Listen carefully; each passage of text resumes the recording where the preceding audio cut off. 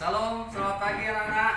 Oh, Puji Tuhan, kita pagi hari ini kembali belajar agama Kristen ya. Ada di sini yang lemah lesu, yang capek, yang merasa tidak semangat. Ya, Bapak harap semua semangat ya untuk belajar agama Kristen pada hari ini. Kita kembali lagi melanjutkan pelajaran yang minggu lalu seperti itu ya. Baik, sebelum kita mulai untuk pelajaran kita hari ini, kita berdoa. Mari kita berdoa. Amin. Ya, puji Tuhan ya. Kita sebelum memulai pelajaran, kita akan menyanyikan satu pujian. Bapak undang kalian untuk berdiri semua. Silakan berdiri. Yang di belakang silakan berdiri. Kita akan memulai pelajaran kita dengan sebelumnya menyanyikan sebuah lagu ya, yaitu Datanglah Roh Kudus. Ya, puji Tuhan. Lagunya sudah kita nyanyikan, bahwa pujian itu mengajarkan kita untuk tetap berpegang teguh, menghadirkan Roh Kudus di dalam kehidupan kita ya. Pujian yang itu bagus ya. Oke, Bapak akan mengabsen dulu, mengabsen anak-anak. Perhatikan ya yang di belakang, maskernya tetap digunakan, maskernya tetap dipakai. Nah, sambil absen, Bapak lihat kalian masih ada yang sibuk dengan kegiatan masing-masing, jangan lagi sibuk sana sini ya. Perhatikan di bawah mejanya kalau ada sampah ya diambil, dibersihkan dulu bawah mejanya itu, masih ada yang kotor-kotor tuh ya. Ya, sambil Bapak absen.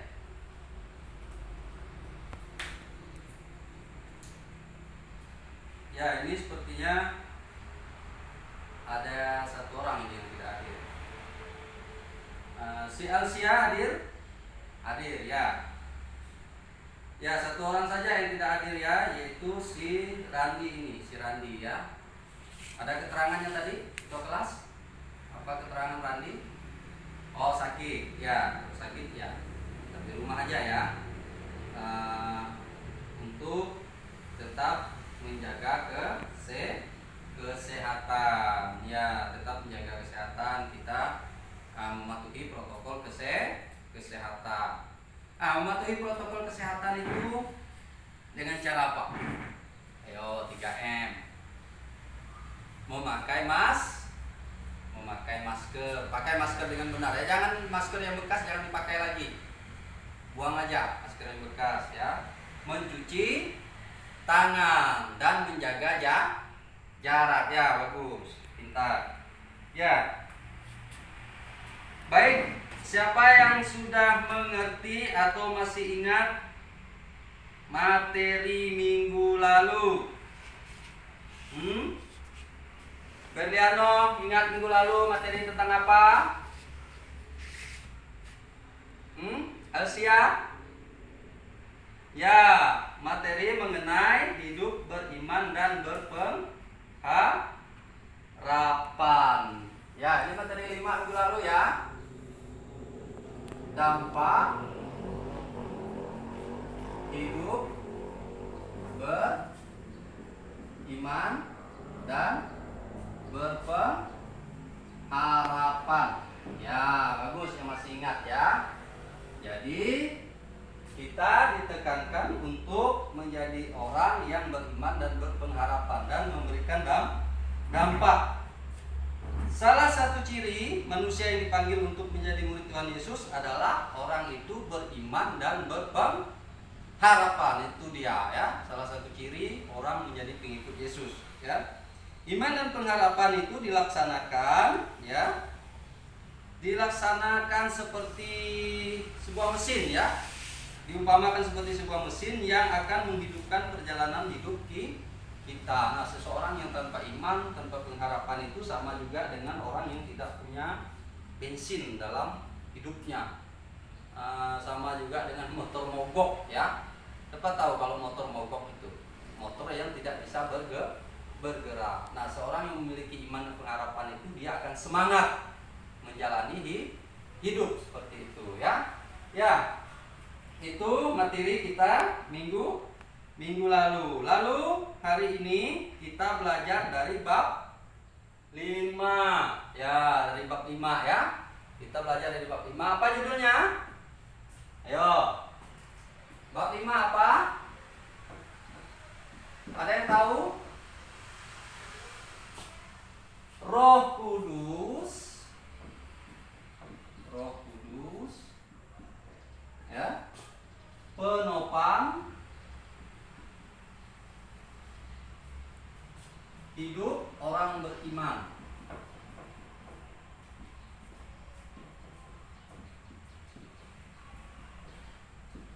Ya, ini materi kita untuk hari ini ya. Roh Kudus penopang hidup orang beriman. Nah, yang belum buka buku silakan buka buku. Jangan lagi ada yang celana-celana depan pintu ya, depan kelas. Kita fokus pada materi kita pada hari ini ya. Jadi di sini siapa siswa-siswi yang mengetahui talenta yang ada di dirinya? Ada di sini? Bapak tanya dulu. Talenta itu apa sebenarnya? Satu contoh talenta. Ayo, Pak. Pandai berbahasa roh, memiliki karunia-karunia itu ya. Menyembuhkan orang sakit seperti itu, mengadakan mujizat. Itu termasuk karunia dan talenta seperti itu ya. Jadi kita sebagai orang Kristen, kita juga akan belajar dari peran Roh Kudus ya, peran Roh Kudus. Di sini kita akan belajar mengenai peran Roh Kudus. Nah, Roh Kudus ini kalau di pelajaran Allah Tritunggal ya,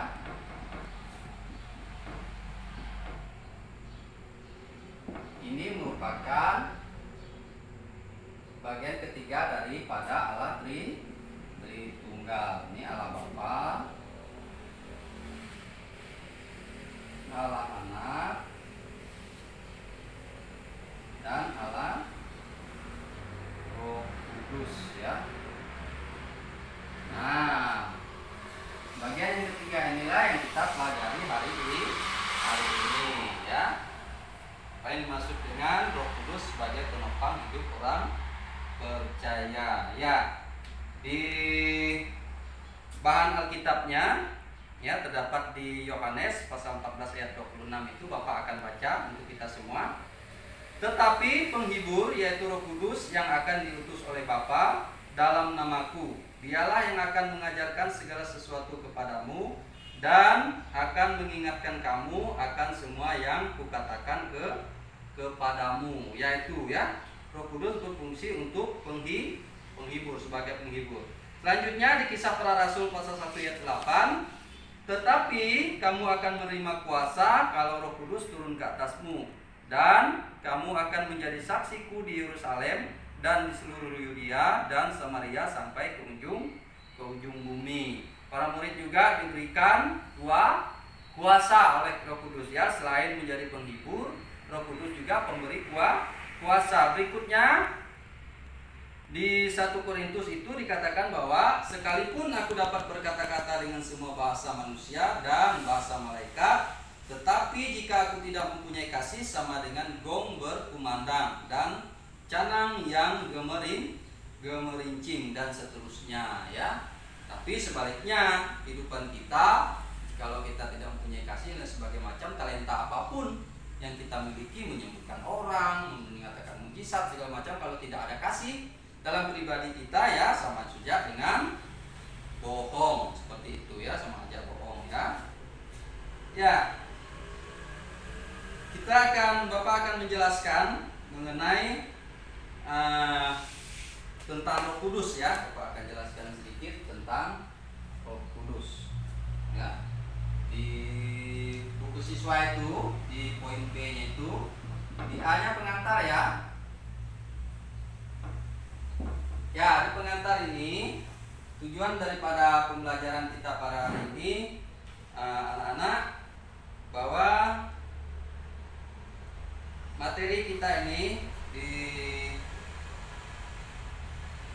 poin di pelajaran yang kelima ini, bab 5 ini ya, bertujuan untuk memahami ya, kita nanti memahami bagaimana Roh Kudus ini ya, bagaimana Roh Kudus ini berperan di dalam kehidupan kita sehari-hari ya.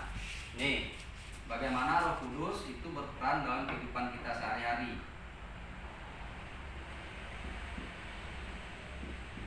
Nah, apa-apa saja peran daripada Roh Kudus itu dalam kehidupan kita sehari-hari dan yang akan datang, ya. Berikutnya kita juga nanti akan mempelajari bahwa di dalam kehidupan kita itu ternyata ada peranan Roh Kudus ya.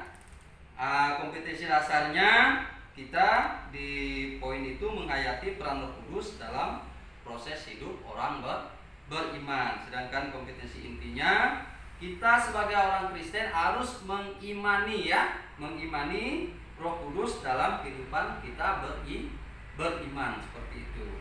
Ya, kita kembali lagi ke penjelasan singkat mengenai apa sih Roh Kudus itu ya. Ya, seperti Bapak tanyakan tadi, pasti di sini pernah melihat karunia-karunia Roh Kudus yang ada ya, bisa melalui YouTube, bisa melalui TV, atau bisa ya, bahkan kalian sudah pernah melihat mujizat penyembuhan.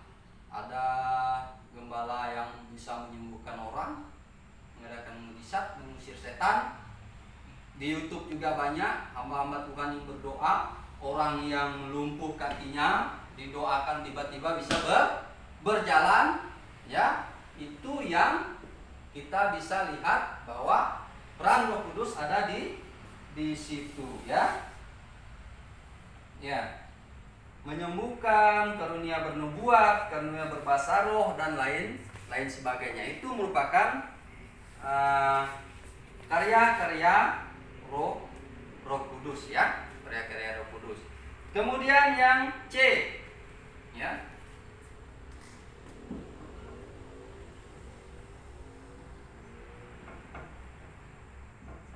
Poin yang C yaitu Tuhan Yesus menjanjikan Roh Kudus.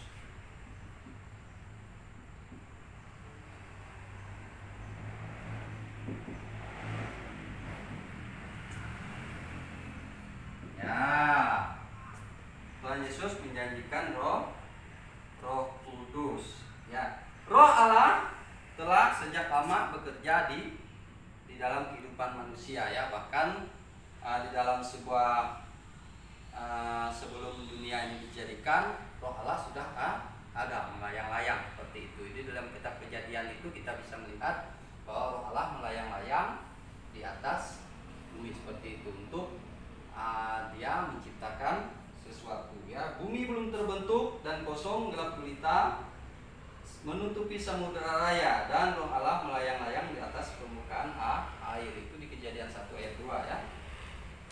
Ya, sebelumnya Tuhan Yesus menjalankan tugas-tugasnya ya. Tugasnya, Roh itu menempatkan dirinya pada peristiwa pembaptisan ya. Yesus di Sungai Yordan dan memimpin Yesus ke padang gurun untuk dicobai. Ya, di buku paket kalian itu kalian bisa lihat gambar di situ ya. Ada gambar kartun, itu lukisan di atas oleh si pelukis yaitu si Eki ya. Itu menggambarkan coba perhatikan itu, menggambarkan apa di situ? Ya, para rasul sedang dihinggapi oleh Roh Kudus. Di atas kepalanya itu ada gambaran, api menyala-nyala ya, api menyala-nyala di atas kepalanya itu. Namun tidak satupun rambutnya yang terbakar ya. Ya. Rasul Paulus juga merasa tekanan penderitaan yang begitu berat ya. Ia tetap mempertahankan dalam pelayanannya. Ia mengatakan, karena kami tahu bahwa ia telah membangkitkan Tuhan Yesus dan membangkitkan kami semua sama-sama dengan Yesus, dan ia akan menghadapkan kami bersama-sama dengan kamu kepada dirinya. Ya, Rasul Paulus mengimani bahwa peranan Roh Kudus yang menguatkan mereka dalam menjalankan hari-hari mereka, ya, dalam menjalankan iman mereka. Ya. Berikutnya poin yang D. Ya, ketika yang C ini tadi ya, Tuhan Yesus menjanjikan Roh Kudus. Tuhan Yesus juga ketika terangkat atau naik ke surga itu yang mengatakan untuk mengirim seorang penolong, ya.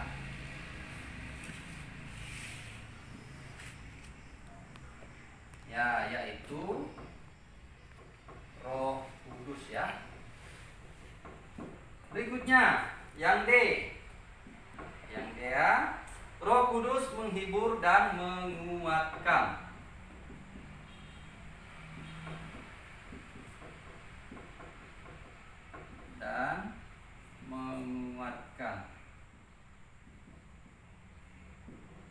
Ya. Di atas sudah disinggung janji mengenai Tuhan Yesus mengutus Roh Kudus, yaitu seorang penghibur. Nah, apa artinya ini? Ya, anak-anak kan pernah kita merasakan kesedihan itu kalau di dalam kehidupan hari-hari, melewati hari lepas hari itu, ya, ada suka, ada duka, ya. Kadang kita tersenyum, kadang kita tertawa, kadang juga kita menangis. Siapa di sini yang masih cengeng nih, suka menangis? Menangis bukan berarti menangis kena marah, ya. Menangis karena bersedih. Ya, siapa di sini yang biasanya dalam menjalankan hari-harinya merasa kecewa dan dia merasa bersedih lalu menangis? Ya, puji Tuhan tidak ada, ya. Ini Bapak yakin bahwa ketika kita menjalankan hari-hari kita pasti ada merasa hidup ini merasa mendapat tekanan seperti itu. Nah, itulah sebenarnya fungsi daripada Roh Kudus itu, yaitu sebagai penghibur, ya. Percaya atau tidak, sadar atau tidak, sebenarnya kita di dalam diri kita itu ada seorang penghibur, ya. Mohonlah kepada Tuhan, berdoalah pada Tuhan untuk diri kita dikuatkan oleh Roh Kudus itu dalam menjalankan hari-hari, ya. Karena kita masing-masing orang mempunyai kebutuhan masing-masing berbeda, menjalankan hidup juga berbeda seperti itu, ya. Jadi ya, kesedihan ini juga biasanya membuat orang, ya, merasa bingung, merasa tidak berdaya, bahasa gaulnya sekarang merasa galau. Itu yang membuat orang kadang-kadang tidak menemukan jalan keluar, lalu seolah-olah tidak ada lagi yang bisa diperbuat kecuali mengakhiri hidupnya. Nah, itu salah, ya. Itu perbuatan salah. Jangan sampai kalian tiru, ya. Perbuatan salah yang seperti itu mengakhiri hidup, seolah-olah tidak ada kesempatan untuk memperbaiki atau kesempatan untuk mendapatkan sebuah kebaikan, ya. Ya.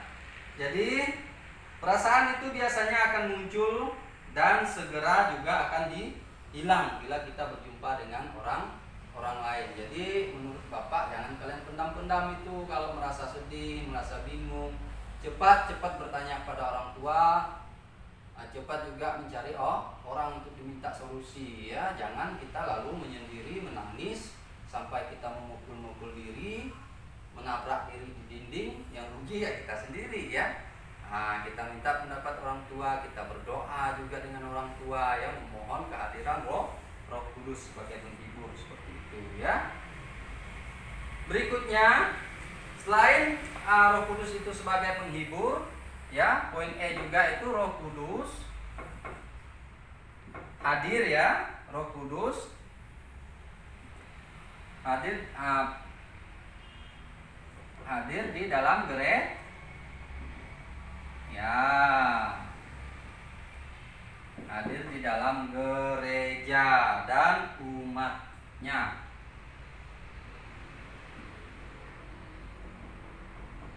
Ya, dan umatnya, ya. Ya, sekitar 50 tahun terakhir ini, ya, dunia menyaksikan pertumbuhan gereja yang luar biasa. Puji Tuhan, kita mendapat pertumbuhan gereja, pertumbuhan umat yang begitu pesat, ya. banyak orang-orang yang bertobat, banyak orang-orang yang mengikuti Tuhan seperti itu. Nah, di era kita ini, di era digital ini, kita bisa melihat pertumbuhan gereja di mana-mana itu ada juga ya. Pertumbuhan gereja mana-mana itu mengalami kepesatan seperti itu. Iman, kesaksian, video-video channel YouTube itu, di channel YouTube itu ada channel tentang hidup untuk bersaksi. Situ banyak latar belakangnya. Ada yang dari agama sebelah masuk ke Kristen seperti itu ya. Dari anak seorang ini masuk ke Kristen seperti itu. Puji Tuhan ya. Itu semua peran Roh Kudus untuk membentuk gereja, untuk membentuk umatnya seperti itu ya. Ya. Di saat Pentakosta juga, ketika para murid bersama dengan orang-orang Kristen pada waktu itu luar biasa pertobatannya, sekitar 3.000-an orang ketika Rasul Petrus berkhotbah pada waktu itu. Bayangkan sekali itu, dalam satu hari bisa penginjilan yang begitu sukses itu, sukses sepanjang masa itu, 3.000 orang langsung bertobat ya. Tujuan sekali itu. Jadi di kalangan gereja ya, terutama gereja Pentakosta dan karismatik yang bertumbuh sebagai bentuk gerakan baru, terjadi gairah yang luar biasa ya. Di sini kan ada gereja karismatiknya, gereja yang memang dalam suasana ibadahnya itu ada power seperti itu ya, menggunakan power yang menunjukkan ekspresi kegembiraan dalam beribadah. Walaupun gereja-gereja yang lainnya yang hanya menggunakan nyanyian kemenangan iman, nyanyian kidung jemaat, bukan di situ tidak ada power juga ya. Ada, cuman bentuk penyajian, bentuk dari liturginya itu saja yang berbeda ya. Kalau Pentakosta ini lebih mengarahkan untuk kehadiran Roh Kudus ya. Ya, jadi anak-anak, sebagai kesimpulan atau rangkuman bagi kita ya, di rangkuman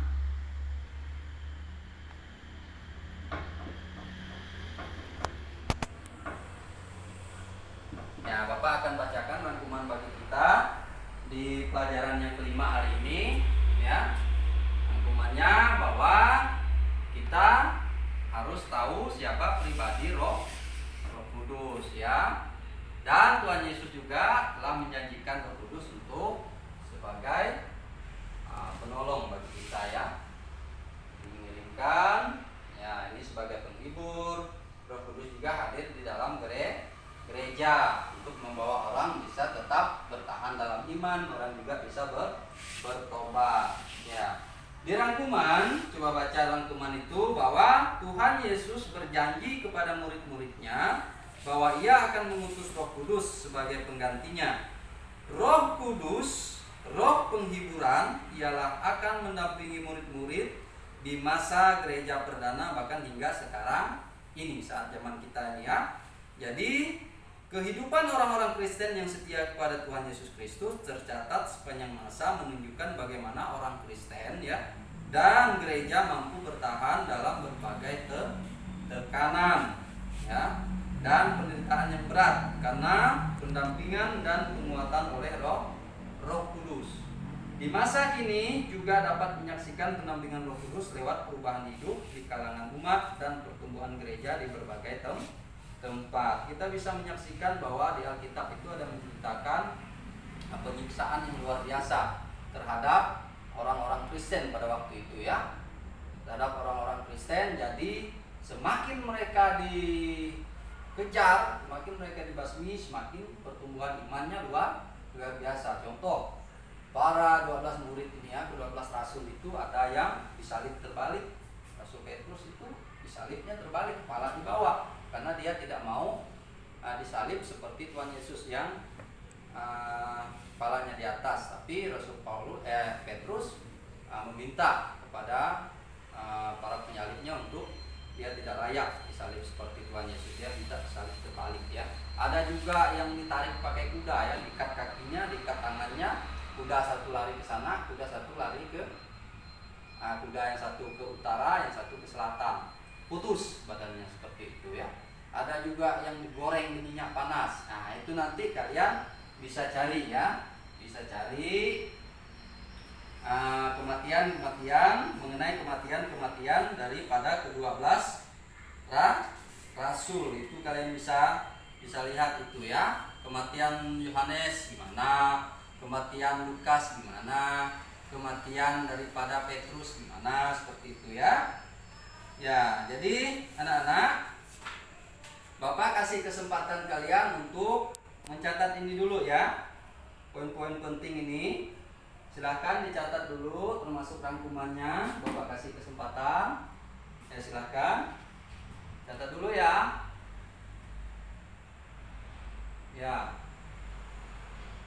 Ya, selesai. Udah selesai. Bapak mau tanya dulu. Ada yang belum paham mengenai materi ini atau kurang jelas di penjelasan Bapak? Ya. Jelas semua ya. Jelas semua, nanti di rumah diulang kembali ya catatannya yang dilihat, buku paket juga, di LKS-nya juga. Karena ada materi itu di situ. Materinya yang sama, dibaca lagi di rumah ya. Terus untuk tugas anak-anak pada hari ini ya, di buku paket itu di halaman 41 ya. Untuk tugas ada 4 pertanyaan di situ. Ya, Bapak akan diktekan ya. Silakan dipersiapkan. Bapak akan diktekan 4 pertanyaan itu. Yang pertama, menurutmu siapakah Roh Kudus? Menurutmu siapakah Roh Kudus itu? Dan apa peranannya dalam kehidupan orang Kristen? Ya. Selanjutnya kedua, ketiga, dan keempat itu dilihat di buku paketnya halaman 41. Ya. Ya, jika sudah mencatat PR-nya ya. Bapak harap minggu depan kita kan sudah memasuki bab 6 ya. Bab 6 kalian pelajari mengenai apa bab 6? Ya, kita lihat dulu. Bab 6 minggu depan belajar daripada para martir, belajar dari para martir ya, belajar dari para martir. Jadi kalian pelajari martir itu apa sih? Siapa sih yang martir ya? Seperti itu ya untuk bab 6. Ya, demikian anak-anak pelajaran kita pagi hari ini. Semoga apa yang Bapak sampaikan dapat kalian terapkan dalam kehidupan sehari-hari. Bahwa Roh Kudus itu sangat penting dalam kehidupan kita ya. Sebagai penutup pelajaran kita, mari kita Bapak undang berdiri dulu, berdiri. Ayo anak-anak berdiri semua. Kita menyanyi satu pujian, yaitu Roh Kudus kau hadir di sini. Ya, terima kasih. Demikian pelajaran hari ini. Mari kita berdoa untuk menutup pelajaran kita. Bapak minta si Ivan Dimidu berdoa buat kita. Semuanya berdiri ya, masih dalam posisi berdiri ya. Kita berdoa. Amin. Puji Tuhan. Sampai jumpa minggu depan.